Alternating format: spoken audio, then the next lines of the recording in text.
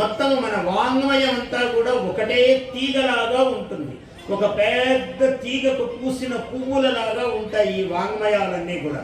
మీకు విష్ణు పురాణములో ఏం చెబుతాడో భగవద్గీతలో అదే చెప్తాడు, అదే భారతములో ఉంటుంది, అదే భాగవతములో ఉంటుంది.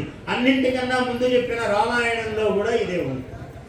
కథలు వేరుగా ఉండొచ్చు, బయటికి వాటి యొక్క స్వరూపాలు వేరుగా ఉండవచ్చు, కానీ అంతస్తత్వము లోపలి లక్షణం అంతా ఒకటిగానే ఉంటుంది.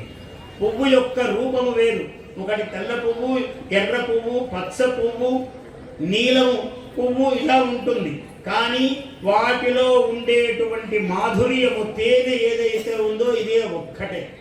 ఆ మధు ఏదైతే ఉన్నదో పుష్పములోని మధువు, అది అన్ని పుష్పాలలో ఉన్నది ఒక్కటే. అలాగే మన వాంగ్మయము మొత్తం మీద అష్టాదశ పురాణాలలో ఉన్నదే, 1,00,000 శ్లోకాలు కలిగిన భారతంలో ఉన్నది. జయం అని పేరు పెట్టారు దానికి ముందు. ఆ 1,00,000 శ్లోకాల భారతములో వ్యాసుల వారు చెప్పింది 24 అక్షరాల గాయత్రి మంత్రానికి ప్రతీకగా 24,000 శ్లోకాలను రచించినటువంటి రామాయణ కథా సర్వస్వములో ఇదే ఉంటుంది. వాంగ్మయములన్నింటిలోనూ ఈ రహస్యమే. అంటే కర్మ చెయ్యి, కానీ కర్మకు ఎక్కడా అవలిప్తుడవు కావద్దు, కర్మను వంటికి పూసుకోవద్దు. ఎలా సాధ్యమండి? కర్మ చేస్తే అందులోకి నిమగ్నుడైపోతాడు మానవుడు, అందులో నిండి నిబిడీకృతుడైపోతాడు. వీడు బయటపడటం ఎట్లా సాధ్యము? అది లోకానికి అంతటికి సామాన్యము నాయన. నీకు జ్ఞానం ఎప్పుడు కలుగుతూ ఉందో అప్పుడు కర్మ కుబుసములాగా వదిలిపోతుంది అన్నాడు. ఓ ఋషి కూర్చున్నాడు అక్కడ.